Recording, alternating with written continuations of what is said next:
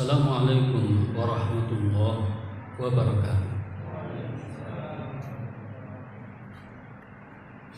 Alhamdulillahi rabbil alamin, wa bihi nasta'inu ala umuri dunya waddin. Asyhadu an la ilaha illallah wahdahu la syarika lah, wa asyhadu anna Muhammadan abduhu wa rasuluh. Fa usalli wa usallimu ala Muhammad wa ala alihi wa ashabihi ajma'in. Amma ba'd. Faqala ta'ala fi kitabil karim, a'udzu billahi minasyaitonir rajim, wa huwa yatawallas shalihin. Shadaqallah. Para jamaah, hamba-hamba Allah yang mulia, pada tahun 1964 Pak Hamka pernah kena fitnah, dituduh ada rencana jahat untuk membunuh Presiden Soekarno. Maka dengan tuduhan itu pihak keamanan punya alasan untuk menangkap Pak Hamka dan kemudian menjebloskannya ke dalam penjara. Nah, yang menarik para jamaah, begitu Pak Hamka dijebloskan ke dalam penjara, dan saat itu tidak ada peradilan, pokoknya dijebloskan saja ke dalam penjara. Nah, sebenarnya Pak Hamka juga ada pikiran macam-macam itu. Hawa nafsunya ingin memberontak macam-macam, tapi akal sehatnya jalan. Nah, kemudian keimanannya tetap terjaga. Akhirnya beliau dapat ilham untuk mengisi waktu-waktu sunyi di penjara itu. Beliau membaca Al-Quran. Jadi membaca Al-Quran, baca Al-Quran, baca Al-Quran. Ada kejadian menarik. Dengan cara membaca Al-Quran seperti itu, rupanya Allah mengasih hadiah. Hadiah yang sifatnya spiritual. Apa itu? Ketika malam tiba, di saat sunyi, sepi, gelap, Pak Hamka merasa ada orang yang tidur bersama dia, melindungi dia, menemani dia. Sehingga Pak Hamka sama sekali tidak ada rasa takut. Para jamaah, itu keanehan yang pertama yang dirasakan oleh Pak Hamka yang gemar membaca Al-Quran itu. Kemudian hari-hari berikutnya ada kejadian menarik yang sangat mendebarkan. Datang inspektur polisi untuk memeriksa, untuk menginterogasi, bahkan mungkin untuk memaksa agar Pak Hamka ngaku bahwa Pak Hamka memang punya rencana jahat membunuh Presiden Soekarno. Tapi Pak Hamka tenang. Pak Hamka merasa tidak melakukan itu, dan Pak Hamka merasa punya Allah yang terus akan melindungi hambanya. Terjadi dialog antara inspektur polisi tadi dengan Pak Hamka. Inspektur polisi membawa bungkusan, sesuatu yang terbungkus. Dalam pikiran Pak Hamka itu kira-kira tape recorder untuk merekam pembicaraan dia dengan Pak Hamka dengan polisi. Ternyata tidak lama pembicaraan itu dilakukan. Kemudian Pak polisi mengatakan, ya sudah, untuk sementara sekian dulu, silakan Anda istirahat. Lalu pergi polisinya ini.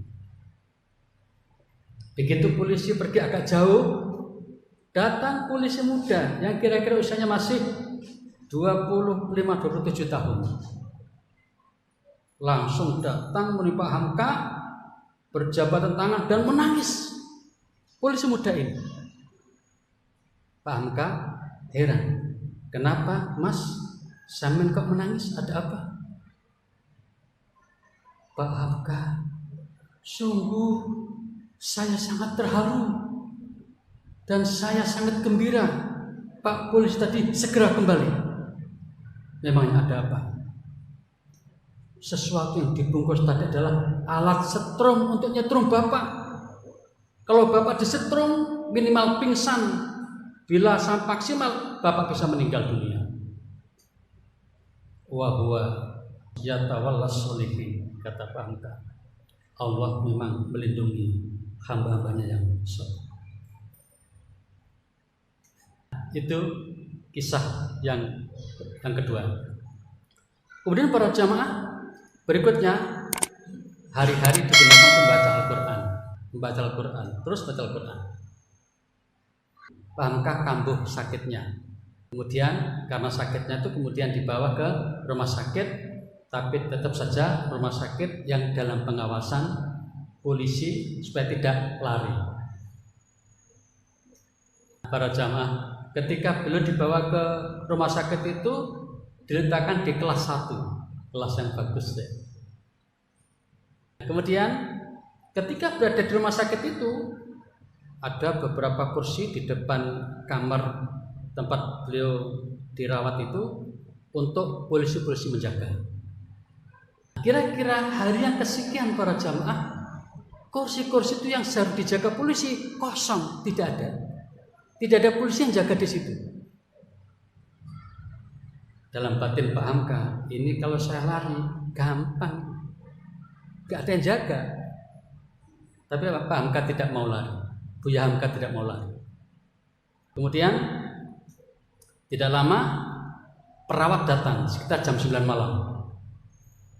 Begitu perawat datang, bicara sama Pak Hamka, Pak, Bapak lihat enggak di depan itu kursi-kursi kosong semua itu mestinya diduduki Pak polisi yang jaga Bapak. Iya. Memangnya kenapa? Kok enggak berjaga di situ? Mereka takut. Loh kok takut? Takut apanya? Saya sudah tua loh. Waktu itu usianya sudah sekitar antara 50 ke 60. Beliau lahir tahun 1908. Kejadian ini 1964. Para jamaah, setelah itu kemudian perawat mengatakan, begini Bapak jangan salah terima ya. Jadi bapak-bapak polisi itu tidak mau menjaga lagi karena mereka takut pada sosok yang berpakaian serba putih dan pakai serban. Duduk di tempat kursi itu. Polisi tadi takut, tidak berani. Saking gagahnya, wibawanya si penjaga itu, penjaga spiritual ya, gaib. Oh begitukah? Jadi para jamaah, Pak Hamka yang suka pada Al-Quran, suka membaca Al-Quran, kemudian oleh Allah diberi sesuatu penghargaan. Di antaranya beliau terus dalam pengawasan dan penjagaan Allah Subhanahu wa taala. Di antaranya dihadirkan makhluk tadi itu.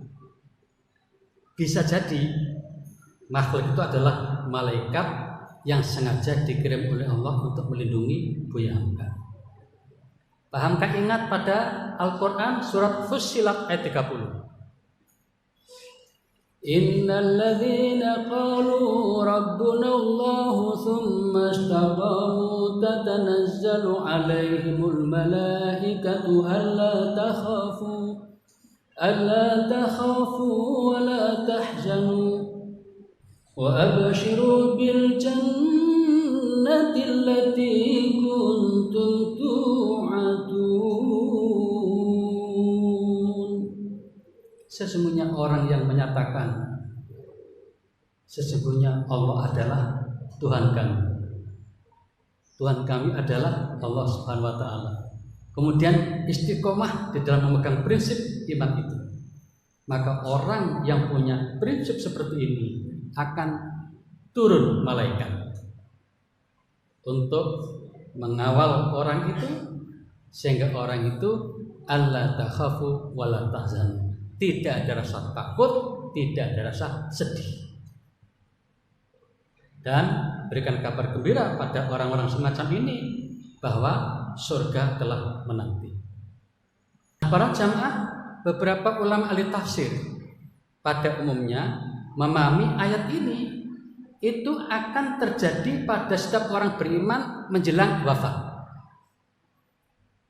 Jadi ketika orang-orang beriman hendak meninggal dunia, sebelum dicabut nyawanya itu malaikat datang membisiki orang ini, tenang, jangan takut, jangan sedih, surga telah disiapkan untuk panjenengan. Keluarga yang sangat tinggal jangan khawatir, nanti Allah yang mengurus. Bisikan malaikat seperti itu ditujukan pada orang yang beriman yang tidak meninggal. Orang yang dapat bisikan seperti ini, itulah yang dipastikan husnul khotimah, meninggalnya dalam keadaan husnul khotimah. Ini nggak diketahui orang lain, hanya yang bersangkutan saja yang tahu. Ini kebanyakan ulama tafsir begitu memahami. Pahamkah menambah pemahaman lagi? Bahkan dalam keadaan biasa-biasa begini ini, dalam kehidupan sehari, malaikat bisa hadir untuk menyelamatkan hambanya. Seperti Pak Hamka tadi, mau disetrum, tiba-tiba inspektur ada pikiran lain, nggak jadi. Kemudian ketika tidur malam-malam, biasanya pendatang baru itu kan jadi gebukan kanan kiri sama orang lain. Malah beliau ini ada sosok yang tidur dekat dia yang selalu menjaganya, sehingga semakin mantap, semakin tenang hati Pak Hamka ini. Dan tadi ketika beliau berada di ruang rumah sakit rawat inap, biasanya di depan ada polisi menjaga. Saat itu tidak ada sama sekali polisi, katanya takut karena apa? Kursi tadi telah diduduki oleh sosok makhluk yang berpakaian serba putih dan pakai serban, mungkin gaya-gaya orang Arab gitu ya. Itulah yang diduga atau bisa jadi malaikat yang sengaja diturunkan oleh Allah untuk menyelamatkan hambanya. Para jamaah, setelah itu pahamkah, walaupun di rumah sakit, tetap aja membaca Al-Quran. Pokoknya hari terus baca Quran.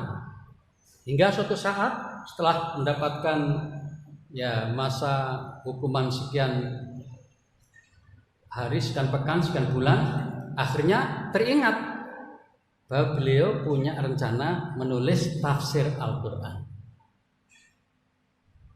Akhirnya pahamkah izin kepada penjaga ruangan atau penjaga penjara itu untuk bisa dikirimi buku-buku beliau di rumah untuk bahan menulis tafsir Al-Quran.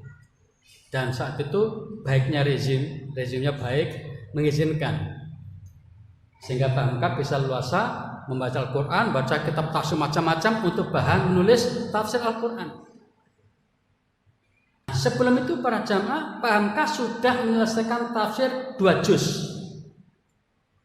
Al-Quran itu kan ada 30 juz ya. Baru selesai 2 juz sebelum masuk penjara. 2 juz itu diselesaikan dalam waktu 2 tahun. 1 tahun 1 juz, 1 tahun 1 juz, 2 tahun 2 juz. Ketika sebelum dipenjara. Ketika di penjara, Pak Hamka hari menulis tafsir itu. Waktu kosongnya membaca Quran, tulis tafsir lagi, baca Quran lagi. Terus itulah hidupnya di penjara itu. Akhirnya dalam waktu sekitar 2 tahun 4 bulan masa penjara beliau itu adalah masuk Januari 1964, kemudian keluar tahun 1966. Jadi pada saat meletus gap 30 PKI itu masih di penjara beliau, tidak tahu situasi di luar. Akhirnya para jamaah, dengan kekuasaan Allah, dengan izin Allah, Pak Hamka berhasil menulis tafsir Al-Quran lengkap 30 juz saat berada di penjara itu. Itulah yang disebut oleh sabda Nabi, wa'lam annan nasra ma'as-sabrin. Ketahuilah bahwasanya bersamaan dengan kesabaran itu kemenangan akan dia dapatkan. Dan Pak Hamka berhasil menyelesaikan tafsir Al-Quran 30 juz. Bayangkan tadi, sebelum di penjara 2 juz itu 2 tahun. Begitu di penjara 2 tahun 28 juz. Sehingga Pak Hamka mengatakan, ini kalau tidak di penjara bisa jadi belum selesai tafsir Al-Azhar ditulis oleh beliau. Makanya ini adalah sesuatu yang luar biasa. Para jamaah akhirnya pada tahun 1966 ya Pak Hamka dibebaskan. Ya pokoknya bebas gitu aja. Kemudian ada peristiwa menarik. Pada tahun 1970 Pak Karno sakit menjelang wafat.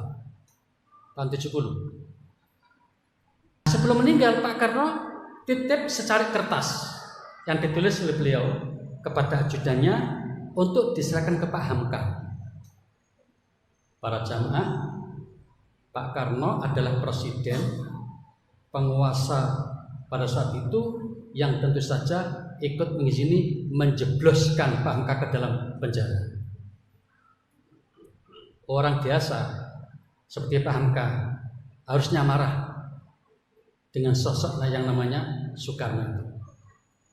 Dan bisa jadi dendam. Pada tahun 70 Bung Karno meninggal dunia. Maka ajudan cepat-cepat menyerahkan surat kepada Pak Hamka. Pak Hamka tanya, apa itu? Monggo Bapak yang membaca. Ternyata isinya adalah, mohon kepada Buya Hamka, bila saya nanti meninggal dunia, mohon Pak Hamka berkenan mengimami sholat jenazah untuk saya. Pak Hamka diminta menyolati jenazahnya.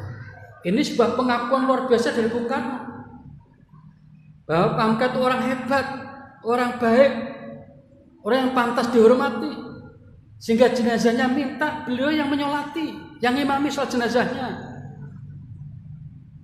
Untuk ukuran umum mestinya Pak Hamka menolak, marah. Oh nggak salah apa-apa dijebloskan penjara, kan begitu ceritanya. Tapi tidak begitu Pak Hamka.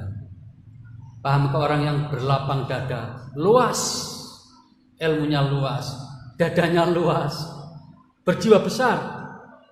Apa kata Pak Hamka? Baik, akan saya penuhi permintaan beliau. Dipenuhi. Akhirnya sholat jenazah pun Pak Hamka yang mengimam. Luar biasa. Setelah itu para jamaah, Pak Hamka kian hari semakin berkibar. Namanya terus di mana-mana orang menghormati beliau. Di pelosok Indonesia mengundang beliau untuk ceramah. Apalagi Surabaya berkali-kali beliau dihadirkan untuk ceramah. Pada tahun 1975 para jamaah, di masa Pak Soeharto menjadi presiden, Mufti Ali menjadi Menteri Agama, Pak Hamka diangkat menjadi Ketua Majelis Ulama Indonesia yang pertama untuk penghormatan pada beliau. Apa yang terjadi kemudian setelah itu? Para jamaah, di zaman SBY, Susilo Bambang ketika jadi presiden, pada tahun 2011, Pak Hamka diangkat menjadi pahlawan nasional. Luar biasa.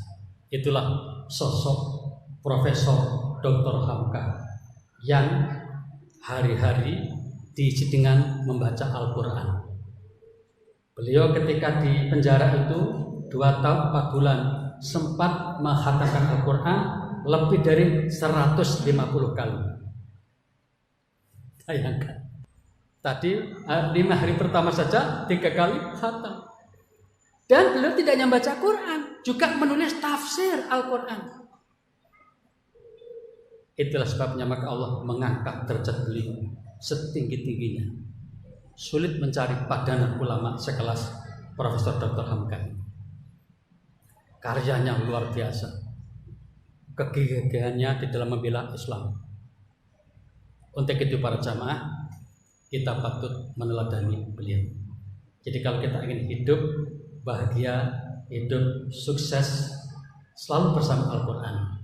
Baca Al-Quran setiap hari, minimal 1 juz. Wah, bisa enggak ya? Di dalam hadis Sahih Bukhari, Nabi memperingatkan, Iqra'il Quran fi syahrin. Bacalah Al-Quran hingga khatam dalam 1 bulan. Jadi 1 bulan 1 kali khatam. Itu lumrahnya. Tidak hanya sekedar membaca, tapi membaca biasa iya, membaca dengan artinya atau terjemahnya iya, mempelajari tafsirnya iya, sampai berusaha untuk merenungkan isi Al-Quran itu, kemudian dipraktekkan dalam kehidupan sehari-hari. Itu baru sempurna. Dan jangan lupa mengajarkan pada orang lain supaya juga mengerti Al-Quran. Demikian para jamaah yang dapat disampaikan pada kesempatan malam ini. Terima kasih dan mohon maaf. Billahi taufiq wal hidayah. Wassalamualaikum warahmatullahi wabarakatuh.